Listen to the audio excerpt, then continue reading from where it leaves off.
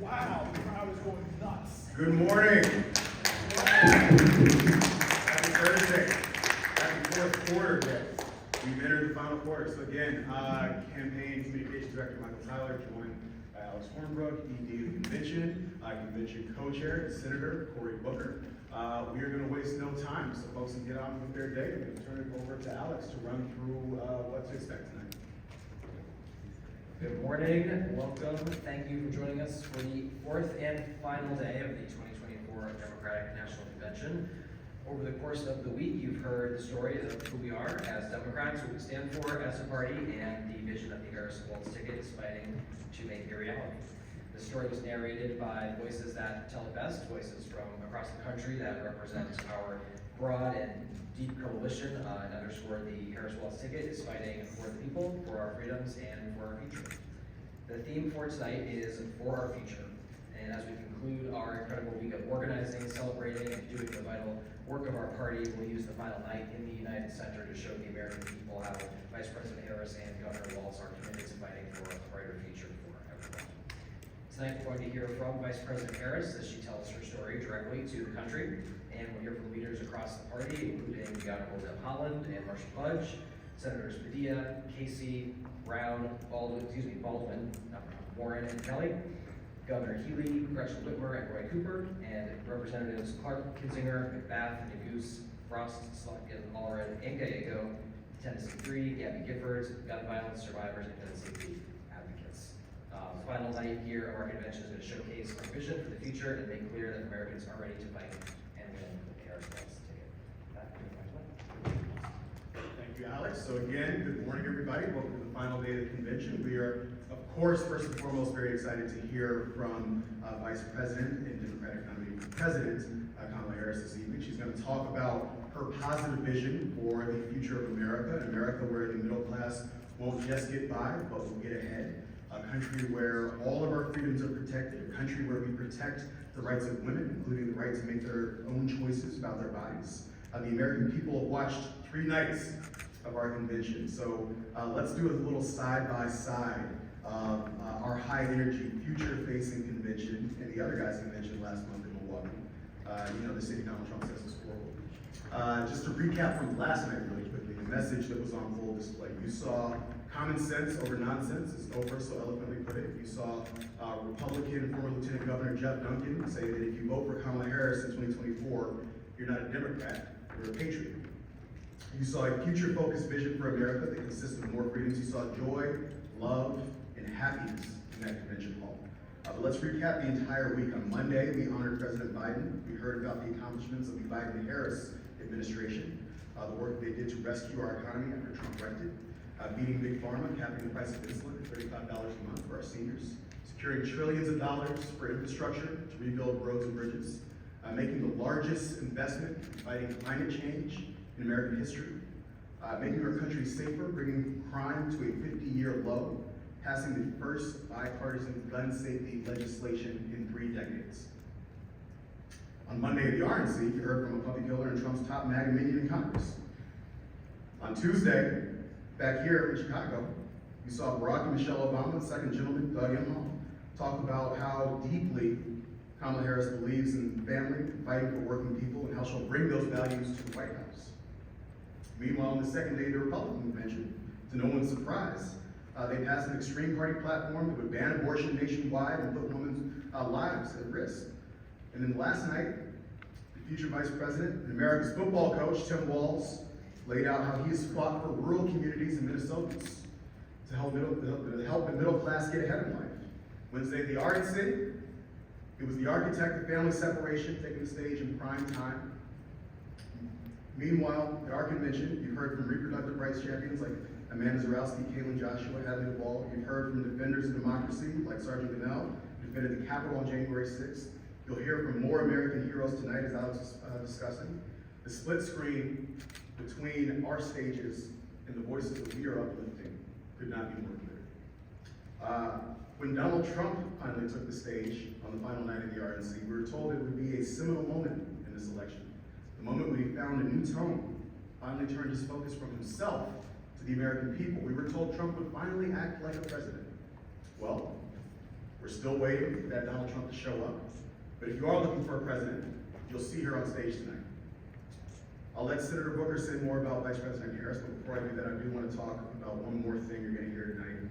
The Vice President is going to share her story with the American people, from being raised by a working mother in a middle-class neighborhood to fighting for survivors of sexual assault and homeowners who suffered in the foreclosure crisis. She'll share her optimistic vision for America's future, a new way forward, while Trump's Project 2025 agenda would drag us back into the past.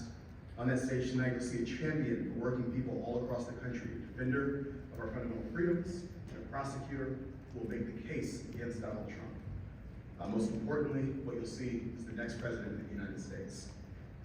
From the other speakers today, you're going to hear about how Kamala Harris, Tim Walz, and so many others in our party have fought for our freedoms, our safety, our security, the rule of law. As Governor Walz pointed out yesterday in his remarks, we're entering the fourth quarter in a close game. We feel good about where we are. The underdog, you do not play prevent defense, you play to win. That's exactly what this campaign is going to do coming out of Chicago for the rest of this campaign. This convention has been a huge success so far, but we know there's still a lot of work to do. We're going to continue to drive the enthusiasm this convention is generating into action on the ground in the battleground states.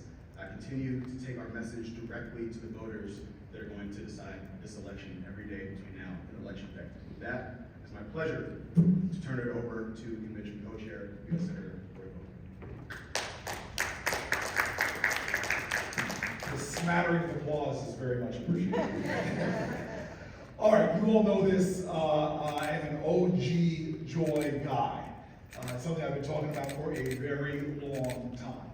And this convention has been the greatest gift that I could ever have, to be able to witness what we have been witnessing, especially relative and in comparison to what we saw in the Republican convention.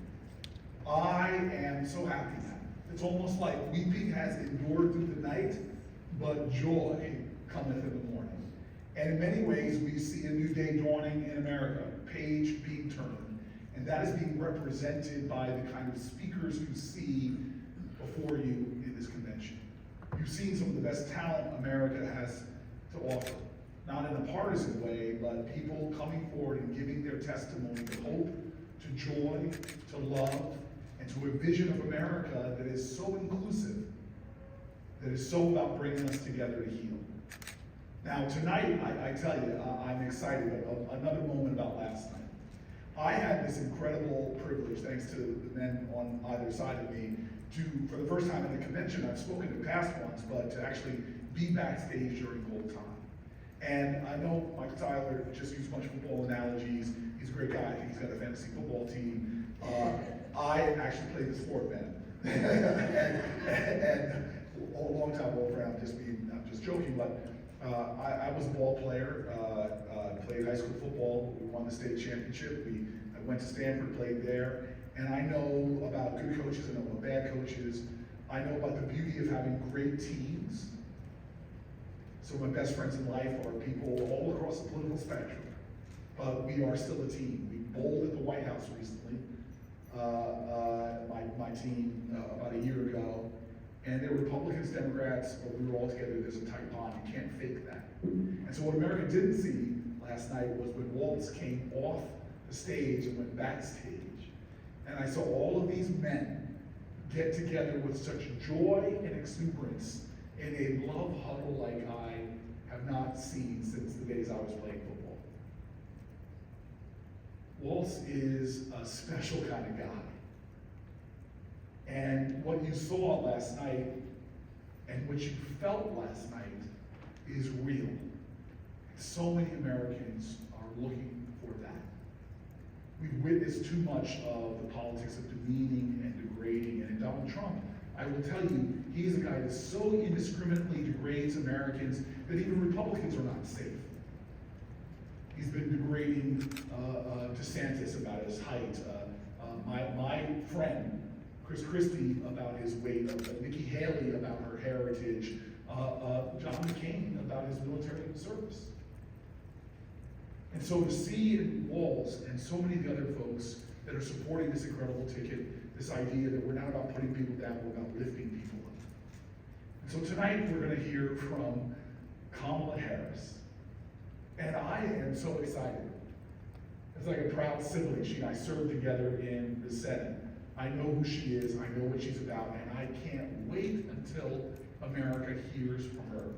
And so let me tell you, I work in the Senate. Policy is important, legislation is important, and I know she's gonna talk a lot about that. I've had the privilege, again, these rare privileges again in life, to work side by side with people, with a person, on the hardest, toughest issues in America. From healthcare, to environmental justice, to economic justice, she and I partnered on some of the toughest issues. And the privilege I got was to see somebody who worked with me on the legislation as a senator, and then got to watch her as a part of a leadership team actually get that legislation into law on so many issues that she and I worked at. And it's not necessarily the kind of issues that always the press wants to report on, but the economic instability of farmers. She and I were talking about everything from the overt history of injustice towards black farmers, but also destructive farmers. We literally, thanks to Biden-Harris, just got billions of dollars out the door to help economically disadvantaged farmers. Environmental justice, she and I went to work on those issues in the Senate, and then when she became vice president, she became in the White House the environmental justice champion, and she showed up in Newark, because two of us were so happy about it, to announce that every lead surface pipe in our city was out of the ground. On issue after issue, maternal mortality rates in America are horrific. We were one of the worst nations on maternal mortality. She and I went to work on those issues in the Senate, and things still right. We now have an expansion of Medicaid coverage, more people with health insurance than ever before. And so the policy matters. Everybody should understand that the vision she has for this country in terms of the actual things that she wants to do are important. I hope we talk about that. But I want to end by saying to you that something that to me that is as important, if not in many ways, fuels the policy. The leaders that she and I revere from the civil rights movement knew that yes, we're working towards voting rights or civil rights, but there's something about the spirit of the country that has to heal first. To make the legislation possible, you've really got to tap into the heart, to the soul, to the spirit of the country. And she knows how you win. Not Donald Trump's way. She knows that when Martin Luther King went down to Selma, he didn't beat Bull Connor in Birmingham because he brought bigger dogs or bigger fire hoses. Because he hated more. No. They won in Birmingham because they inspired the moral imagination of a nation. They called to the conscience of our country. And so I love what Maya Angelou says. And when you're listening to, I think, one of the greatest speeches we're going to hear in this election season tonight, I want you all to remember what Maya Angelou says. And people often forget what you say, but they're never going to forget how you make them feel. I know how Walt made me feel last night. And what I'm excited about today is to see my colleague, my friend, my sister in the Senate, share her heart with America, to appeal to the better angels of our nation, to have a tradition in our presidency that Donald Trump betrayed. He never said malice towards none and charity towards all. There is a tradition in our great presidents that tell us we're not going to be about fear and smear. We have nothing to fear but fear itself. Those presidents that appeal to the best of who we are in the worst of our times to help us to get to higher ground. That's the feeling that America will get tonight. Weeping has endured, but joy is coming. That is what has me so excited, hoarse from yelling. I am tired, but I am telling you tonight, I will be on my feet with millions of other Americans saying, yes, yes, a new day is coming. Thank you, Senator. I don't think I have anything left to say. But no, with that, we will take a few questions. Hi, Skylar Bloomberg here. So just to start, first thing, so back, I guess, when Biden was running, there was a lot of conversation among Black male voters that the Republicans were trying to pull, who were a bit undecided. Did you say black men? Black men, yes. So Black black men that the Republicans were trying to court away from the Democratic Party. Now with Harris as the nominee, what is, are there any concerns that some of that the Republicans could make gains there? Just kind of what is maybe the current, hate to use the word vibe, but what's the current, what are you guys seeing there? And do you think Trump can pull some of those black voters still, or? Yeah, I'll start it might not surprise you, I spend a lot of time with black men. And I've had a lot of tough conversations. I was called out by a young influencer yesterday. I had this great head of hair, and when I talk about, I spend time having conversations in barbershops, and he just totally went at me for that. But I do visit from time to time. This is every other day thing. I still have to shave my head. And I have heard a lot of discontent over the years, and we tell the truth to each other when we talk. But what you're seeing in the polls is what I'm experiencing in communities, which is, yeah, there were a lot of folks that were making a point that we were seeing 20+% of black men seeming like they might vote for the Republicans, but that has shifted. All the polls I've seen has shifted, and I'm feeling it in our communities.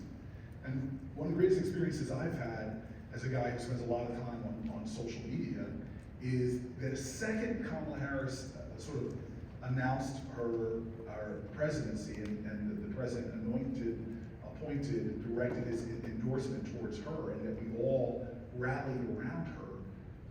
I started seeing organically, and I hope that if you spend some time on social media, you see what I'm seeing, which is a lot of black men come forward and have this conversation digitally.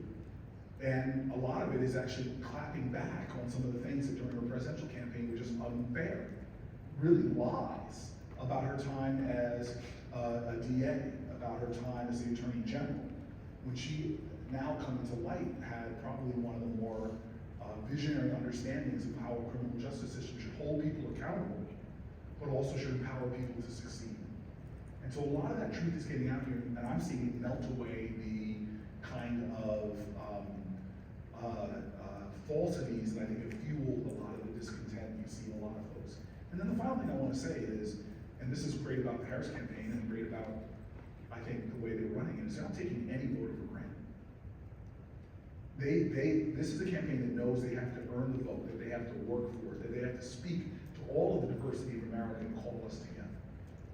And what excites me is that when it comes to African American success under Biden-Harris, a lot of folks just don't know the story. I can't tell you how many times I've gotten on Zooms with black folk or had direct conversations, and when I start bringing my receipts, most black business starts, most black people covered by health insurance, lowest black unemployment rate, black farmers, black environmental justice issues, most black people being connected to the internet and because of the infrastructure work that's done. When you start going through the receipts, I think people begin to understand what has been achieved.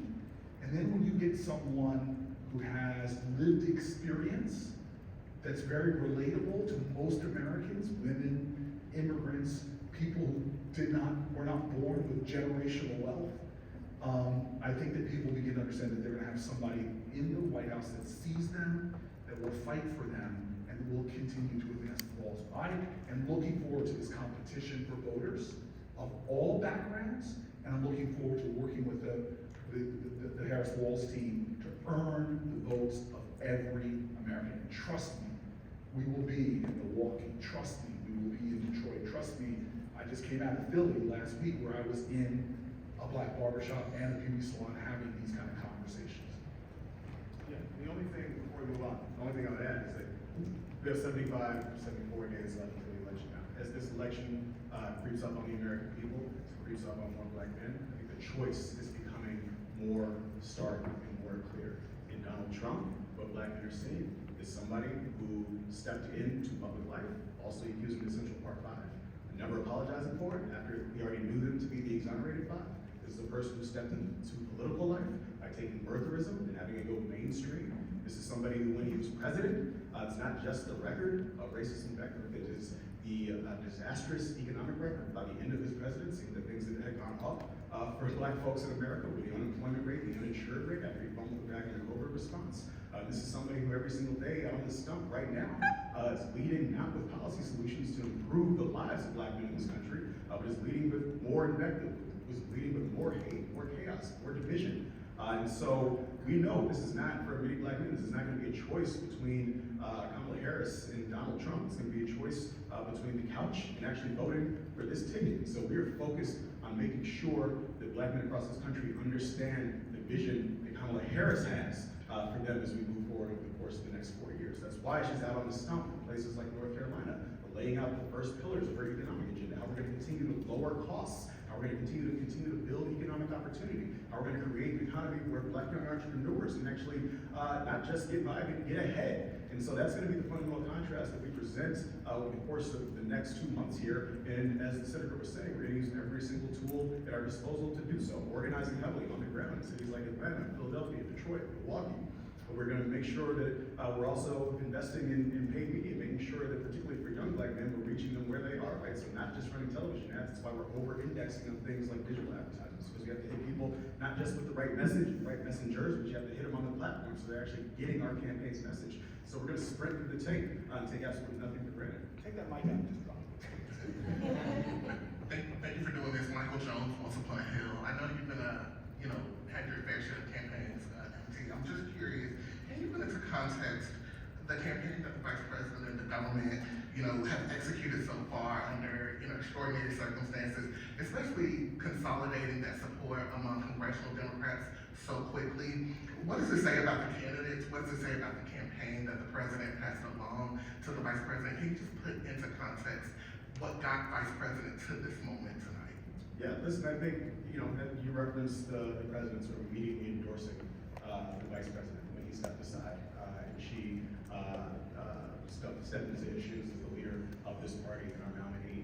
I think he said himself, right, the first decision, the most important decision, the best decision he made when he became our party's nominee was selecting Kamala Harris as his running mate, because he knew that she was prepared to step into the role at any given moment if you ever needed to step aside. That she was the one who was capable, uniquely capable of uniting this party, uniting this country, and leading this country as we move forward. And I think you've seen the Democratic Party respond to that writ large. I think you've seen the American people respond to that writ large. And that's why this week in Chicago, you've seen Democrats united in their gratitude for President Biden, but united in their enthusiasm and support for Vice President Harris, and united in their understanding of the work that we need to do to get across the finish line in November. And so we're excited about the energy, the enthusiasm over the course of the first month of this campaign. But what our focus is as we leave Chicago and head into the general election here for the final few months, is again making sure that we are converting all of this energy, all of this enthusiasm into action on the ground, right? We have 300 field offices,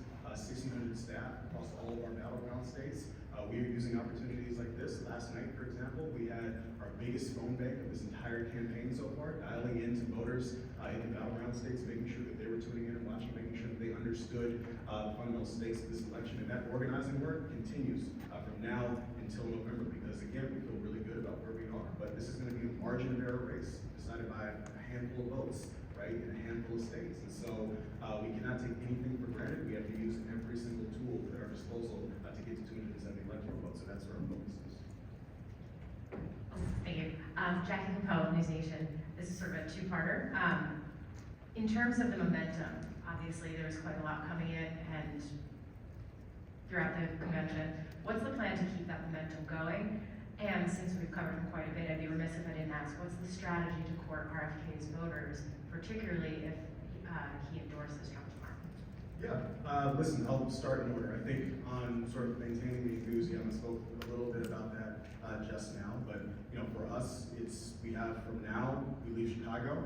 I think what you'll see is the Vice President, Governor Walz, get out on the stump, directly engage the voters in the battleground states, as we have done since the Vice President selected the governor as a running mate. They've gone to virtually every single battleground state, holding those rallies that you've seen, right? You saw 10,000 people in Atlanta, you saw 20,000 in places like Phoenix and Las Vegas. I think what we are excited about is, as we continue that, is not simply the crowd size, right? I know our opponent is focused on crowd size, but what we are focused on is actually converting those numbers into volunteer engagement. example, which was probably the first large-scale event that we had, 10,000 people show up. We ended up with 1,500 of those 10,000 signing up to volunteer on this campaign. Those are the ones who are, from now, going to be knocking on doors, making phone calls, talking to folks in their communities about the stakes of this election. That's the work that continues as we leave Chicago and we hit this stump.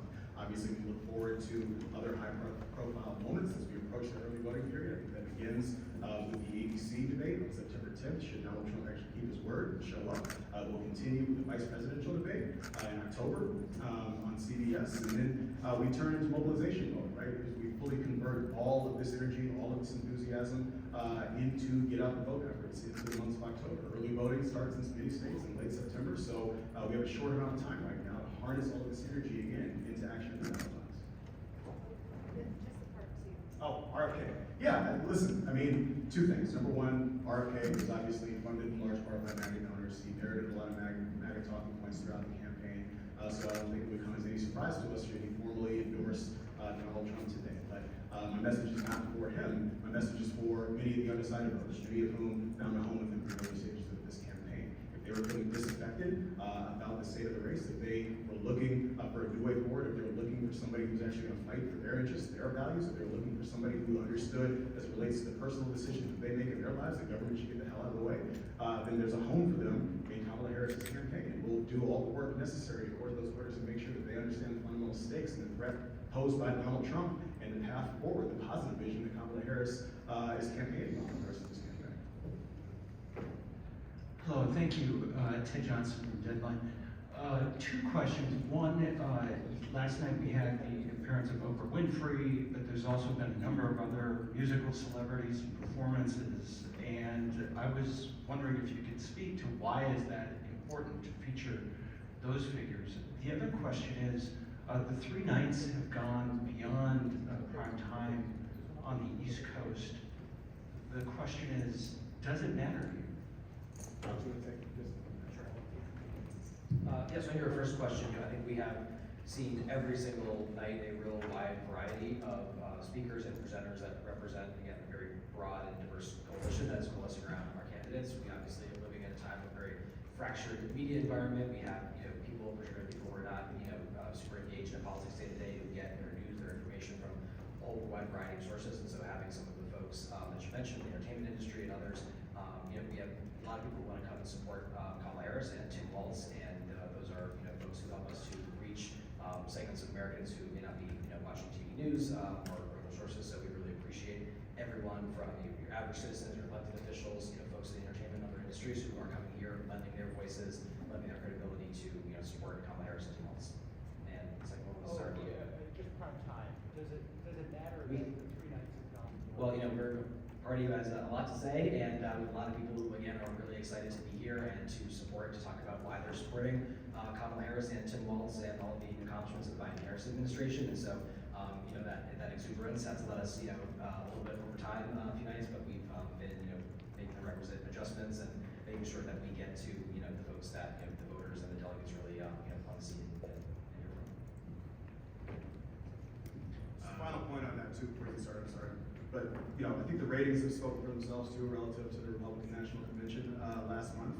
I think we've outpaced them every night so far this convention, so folks absolutely are tuning in. And as Alex was saying, we're also understanding the nature of the American electorate in 2024, right? This is not simply a made-for-TV event as we move forward. It's increasingly making sure that we're reaching voters across all platforms. That's why for the first time we're proud of the fact that in addition to all the credentialed legacy media that we have here in the room and in the convention hall tonight, we've got over 200 content creators who are credentialed for this convention as well. We're able to roam the halls, we're able to go around the convention, share their stories, share some of this entertainment content that they see as well, and share it with their viewers on their platform. So we have to make sure that we are continuing to engage all of our target voters in the ways that they're actually consuming their media. And so for many of them, that is still sitting in front of the television screen at home on their couch. But increasingly, for the voters that we need to reach to actually win this election, it's on the phone, it's on the tablet, it's everywhere else if they're moving across this country. And so we're running a convention and a campaign that's actually tailored to meet the voters that we need to get to 270 electoral votes. Thank you. First, ABC. There's been a lot of talk about unity this week, so why won't we all allow a Palestinian speaker to address the convention? And by simply saying that Trump would be worse for every American, is that not the campaign taking their votes for granted? No, we're absolutely not taking their votes for granted. I think as it relates to uncommitted delegates at this convention, we're proud and glad that they're here. We've worked to engage them throughout the convention. We're proud of the fact that we held panel conversations with members of the uncommitted movement. We're proud that the Vice President herself engaged with leadership in the uncommitted movement in Michigan a couple of weeks ago. That's why the campaign has continued to engage with leadership of the uncommitted movement throughout this convention. And I think what they will see, what folks who continue to demonstrate and protest will see, is a Vice President who has already been clear, will continue to see for the rest of this campaign, is a Vice President who's committed to ending the violence, ending the conflict, making sure that we resolve this conflict with a permanent ceasefire that allows Israel to fully secure itself, that fully continues to make sure that we have full humanitarian aid. We will also make sure that Gazans are able to peacefully live and prosper in Gaza. That's what she's going to relentlessly fight for as President of the United States, and it does stand in stark contrast to our opponent, whose only North Star is what benefits him. Does not care about national security, does not care about global security, is only interested in his own personal self-interest. And so when you're looking for somebody who's going to serve as commander-in-chief, you're looking at temperament, judgment, ability to handle complex global situations. There's only one candidate in this race who fits the bill, and that's the Vice President. All right, with that, I think we will wrap. But thank you all. I'm one of those content creators, and I don't think